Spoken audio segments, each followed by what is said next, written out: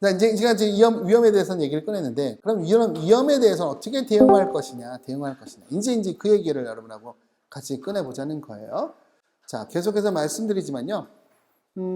제가 이제, 여러분, 제가 또 예를 하나 더 드리는 건, 예전에, 모 중학교에서 살인사건이 한번 난 적이 있어요. 그것도 수업 시간에. 와우.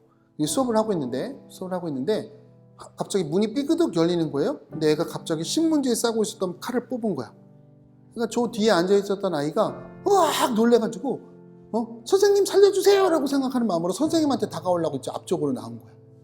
그죠? 근데 선생님이 여기서 강의를 하고 있다가 얼어버린 거야. 그도 그럴 것이 여러분, 그 상황 됐을 때 왜 선생님한테 이거 비난하면 안 돼요, 여러분. 어떤 상황들이 놓아졌을 때 그 사람에 대해서 자꾸 비난하면요, 그 비난을 해서 해법책을 찾아나가지 못하는 경우들이 많다는 거예요. 그러니까 선생님이 이렇게 얼음이 돼버린 거야. 그 사이에 이 아이는요, 이 앞으로 달려고 했었던 애를 가가지고 7번을 칼로 찔러서 사망 사건이 난 적이 있었어요. 제가 그 사건 끝나고 3일 이후에 그 학교에 가서 프로그램을 운영을 했었거든요. 근데 여러분, 그 첫 번째 조치가 뭔지 아세요? 대응도 잘해야 되는데 이거 미리 가야 되는 걸 얘기하려고 하는 거예요. 그 사건이 딱 터졌을 때 첫 번째로 나온 게 뭐냐면 교장 직위 해제예요. 여러분, 교장 선생님이 그 사건 일어나라고 하셨어요? 그러니까 우리 사회가요, 자꾸 이런 사건이 일어났을 때 대응을 해야 되는데 그 대응 체계를 무너뜨리는 경우가 너무 많은 거예요. 그죠? 우리가 힘을 합쳐서 이 문제를 빨리 해결해도 시원찮을 텐데 교사는 도대체 뭐 한 거야? 이렇게 비난하고 있으면 되냐는 거예요. 그죠? 두 번째는 뭐냐면 그 교장 선생님 직위를 해제하면 그러면 누구예요? 직무대행을 교감 선생님이 하시게 되는데 지금까지 모든 결정은 누가 했어요? 교장 선생님이 했는데 갑자기 교감 선생님이 결정을 하셨던 분이 아닌데 이 사건 터져가지고 갑자기 결정을 하라 그러면 이 교감 선생님도 잘할 수가 있겠어요? 없겠어요? 없겠죠. 그러니까 이게 더 당황스러운 상황들이 되어지더라는 거예요. 첫 번째 대응할 때는요, 정말 그 사람들이 그래서 그 문제가 해결될 때까지는 지켜보는 거예요. 위기 상황이 만들어지면 대응을 해야 되는데, 대응할 때는 하나가 돼야 된다. 그러니까 결론은 뭐냐? 파주시에서 만약에 지금 여기에서 긴급 상황이 나왔어. 그러면 자꾸 외부에서 뭔가를 하려고 하는 것이 아니라 내부에서 뭔가를 하려고 하는 이 움직임들이 나름대로 만들어지지 않으면 삐그덕거리고 제대로 걸어가지도 못하는 상황이 된다는 거예요. 첫 번째는 위기 상황이 되면 대응해야 돼. 대응할 때는 이전에 없었던 걸 가지고 대응하면 안 돼. 지금 가지고 있는 체계를 가지고 가야 되고, 그 다음에 두 번째는 서로 간에 신뢰를 가지고 가야 된다는 거예요. 그렇죠? 그 신뢰를 가질 수 없는 상황이 되어지면 그 다음 단계는 넘어가기 너무 어려운 거예요. 자, 그렇게 해서 대응을 했어요. 사후 관리는 이 사건이 그래도 종결되고 났을 때부터 어떻게 갈 것인지. 그리고 사후 관리의 최종 지점은 1주년. 그 사건 사고가 일어났을 때 1년 후에 어떻게 마무리를 짓느냐가 사후 관리에서 가장 핵심적인 내용이 될 겁니다. 그러면 이제 거기에서만 끝냈단 말이야. 근데 그게 아니라 그 사후 관리, 그러니까 이 일련의 과정들을 거치다 보면, 이때 이거 문제였잖아. 이거는 이렇게 했으면 좋았잖아. 이걸 가지고 예방책을 미리 마련하는. 그렇죠? 제가 지금 얘기한 걸 보면 대응하고 사후 관리하고 그다음에 예방을 해야 되는데, 예전에 있었던 여러 가지 사건 사고, 그다음에 우리 안에서의 어떤 모임들을 통해서 이런 일들이 생겼을 때는 우리 어떻게 대응하지라고 해서 먼저 그런 예방책들을 하나하나 해놓는 것이 대응이나 사후 관리가 가능하다라는 거죠.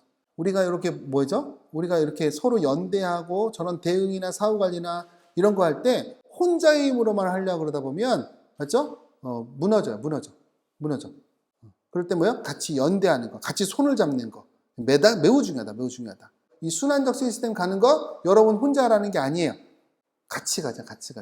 근데 그 같이 가는 걸 어디서 시작하냐? 여기서부터 좀 시작해보고, 그 다음에 여러분들 기수가 끝나면 다음 기수도 또 한번 손을 잡기도 하고, 그 다음에 여러분 주변에 있는 사람 한 사람을 더 손잡기도 해서 정말 우리 지역에서는, 특히 파주 지역에서는 이런 어려움들이 생겼을 때 그 사람의 개인적인 것으로만 치부할 것이 아니라 우리가 같이 풀 것, 그 다음에 같이 예방할 것, 그 다음에 이런 것들까지도 고민하는 그런 시발점이 되었으면 좋겠다. 시발점이 됐으면 좋겠다. 이런 생각이 드는 거죠. 위기 관리를 할 때는 이 세 가지 차원을 여러분들께 먼저 말씀드려서 첫 번째는 개인적인 차원, 개인적인 차원에서 여러분 개인적인 차원에서는 준비할 게 뭐냐? 첫 번째 뭐라고요? 민감성. 여러분 민감하지 않으면 안 된다. 그래서 오늘 계속 말씀드렸어요. 민감성을 증진하자. 민감성. 폭력이구나 이거. 그렇죠? 야 이거 심각하구나 이거. 이거 가만히 있으면 안 되겠구나 이거. 맞죠? 우리가 이제 서로 간에 연대해야겠구나. 이런 생각들을 해나갈 수 있도록 해주는 것이 바로 민감성이다라고 하는 거고요. 그 다음에 이런 위기들이 나왔을 때는 어떻게 훈련에 참여하고 교육, 이게 바로 교육이야 우리 지금 이 교육. 그 다음에 이걸 가지고 연계해 줄 수 있는 차원을 만들어 나가는 거고요. 그 다음에 스스로도 업무 스트레스에 계속해서 노출되지 않도록 해주는 이런 것들이 바로 하나하나가 바로 예방적인 차원에서 이걸 이렇게 준비해 가시라는 거예요. 그 다음에 이제 대응하는 건데 대응할 때 가장 첫 번째는 뭐냐면요.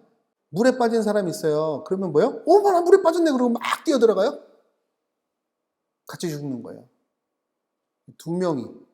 그러니까 그 전에 한 명만 희생당할 수 있는 상황이었는데 여러분들이 대응할 때 안전과 관련된 원칙들을 세우지 않고 여러분들이 막 뛰어들면요.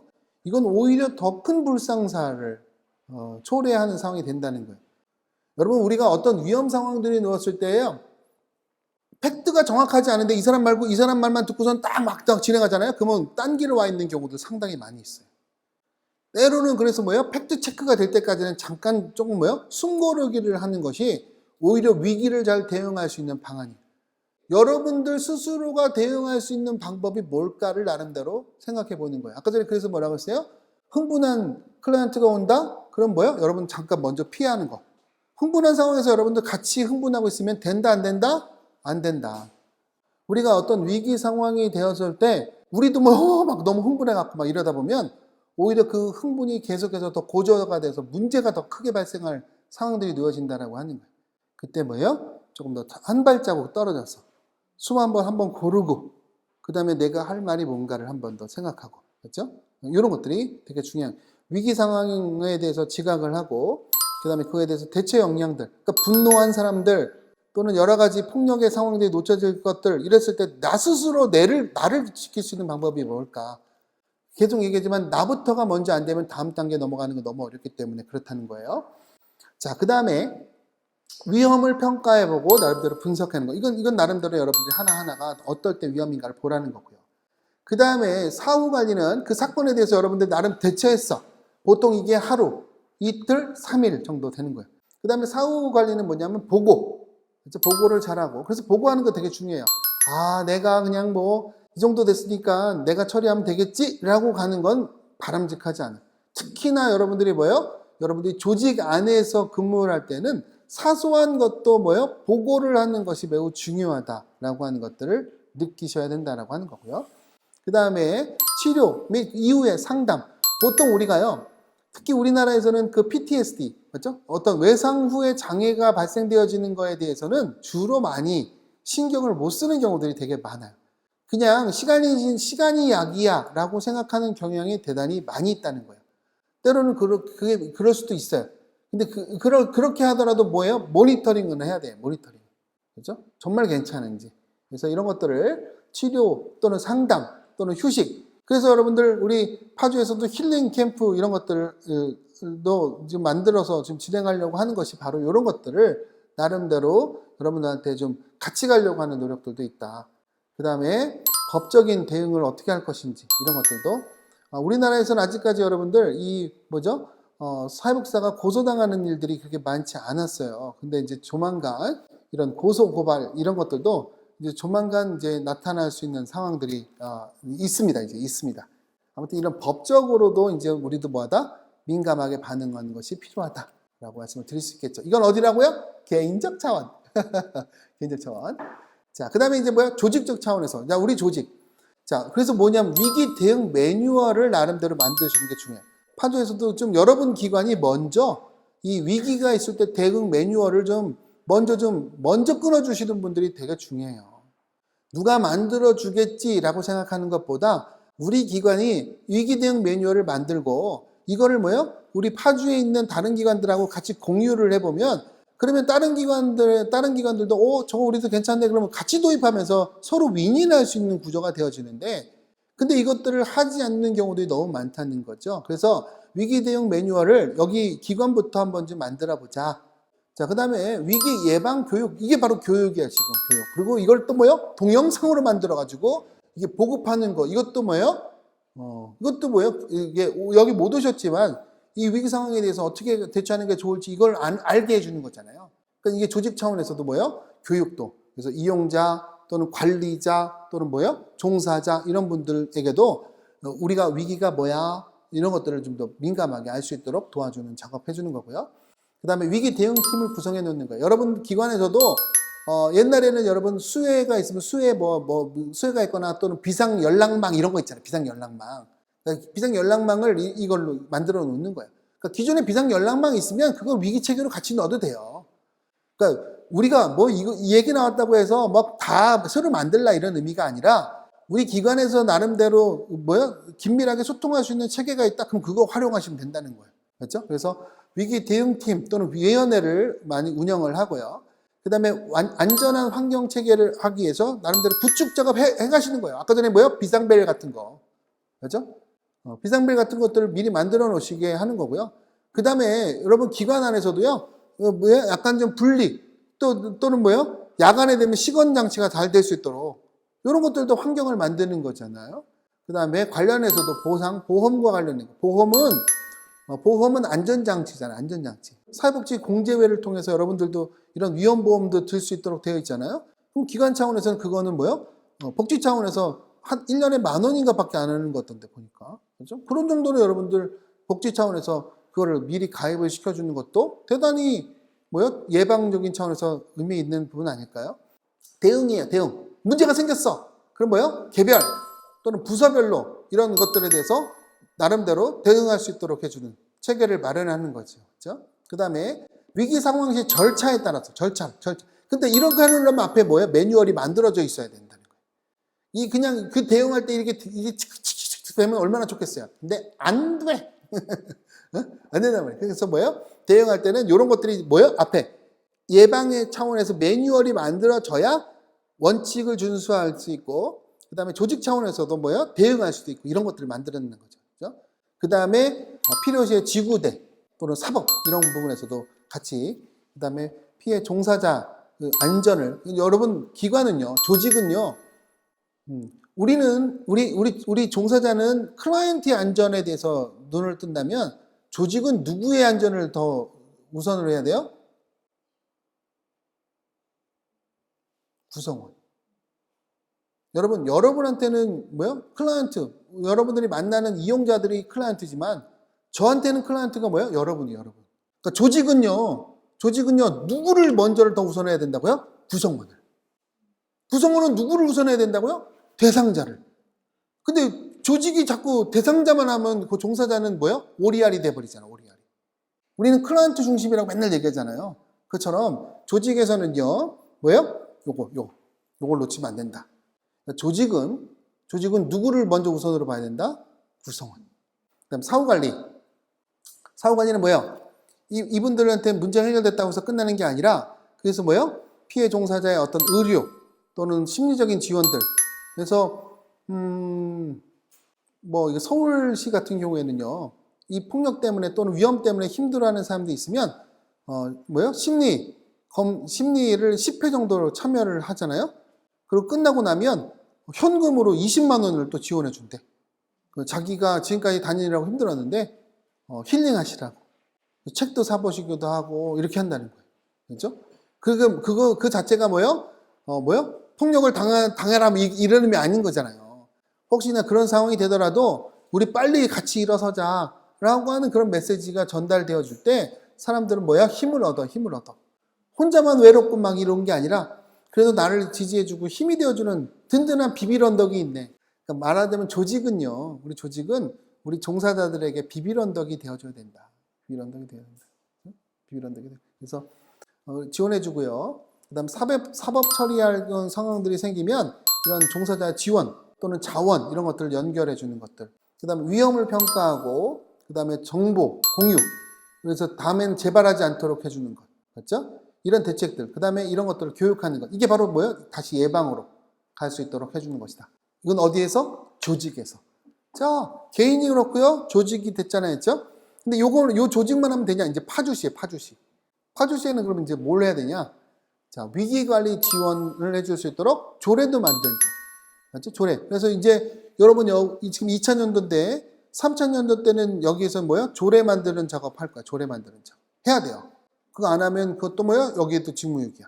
그래서 뭐냐면, 위기 관리를 했을 때, 그렇죠? 우리 선생님들 같은 경우에는, 서울시 같은 경우에는 지금 아까 전에 얘기한 것처럼 상담 받을 수 있도록 한다 그랬잖아요. 근데 우리 돈 내고 상담 받으러 가라 그러면 가기가 쉬워, 어려워? 쉽지 않아요, 여러분. 내가 거기 가는 것도 힘든데 내가 갈 때마다 10만 원씩 상담료 내야 된다. 그러면 여러분들 상담 받으러 갈까? 가요? 당신이 힘드니까 거기 가서 상담 받으세요라고 얘기하면 갈까요? 안 가요. 그래서 서울시 같은 경우에는 뭐예요? 서울시 같은 경우에는 10번을 갈 수 있도록 하고 10번을 다 마치면 너무 수고하셨다고 20만 원 현금으로. 그래서 아예 통장에다 넣어준다는 거예요. 그건 마음대로 하라고. 다시 뭐 영수증 내고 이런 거 필요 없다고. 20만 원은 뭐예요? 책 사든 영화 보든 뭐 자기가 마음대로 하라고. 이렇게. 이런 거라는 거예요. 그래서 위기 종사자들 같은 경우에 그렇죠? 지원 제도를 여러분들 제도화 돼 있어야 된다는 거예요. 그 다음에 이걸 뭐예요? 이제 교육으로 하는 거야. 이건 온라인 교육도 있지만 보수 교육에서 이런 것들에 대해서 안내를 해드리고요. 그 다음에 이용자 인식 개선을 위해서도 뭐예요? 그 기관 차원에서도. 그래서 아까 전에 얘기한 것처럼 여기 뭐 우리 아이들입니다. 우리 당신의 자녀들입니다. 이런 것들을 공동으로 같이 파주시에서는 그렇게 같이 운영을 해. 뭐냐면 한 기간만 그렇게 해놓으면 아유 참 유별나다 또 이러면서 그 기간만 또 욕먹을 수도 있거든요. 그건 또 뭐야? 전체 기관에서 그런 것들도 같이 하는 것들도 나름대로 중요한 부분이 되겠고요. 그 다음에 이런 개별 기관의 어떤 위기 제도, 시스템 이런 것들을 잘 가져갈 수 있도록 해주는 것도 중요하다. 이게 예방이에요, 예방. 자, 그런데 우리 지역에서 사건, 사고가 생겼어! 이러면 어떻게 하냐?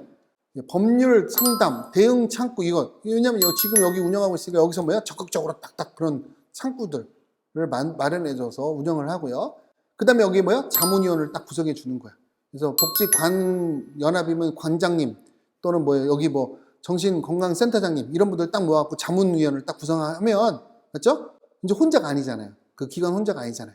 그렇게 만들어주는 작업 필요하고 그 다음에 잠재적 위기 종사자를 위해서 나름대로 상담실도 같이 운영해줘서 그래서 뭐요? 아까 전에 같이 비비는 언덕을 기관에게만 맡기는 게 향후에 이런 위기들 상황들 났었을 때 복지기관 하나에게만 당신이 전적으로 책임지세요 이게 아니라 우리가 뭐 하는 거예요?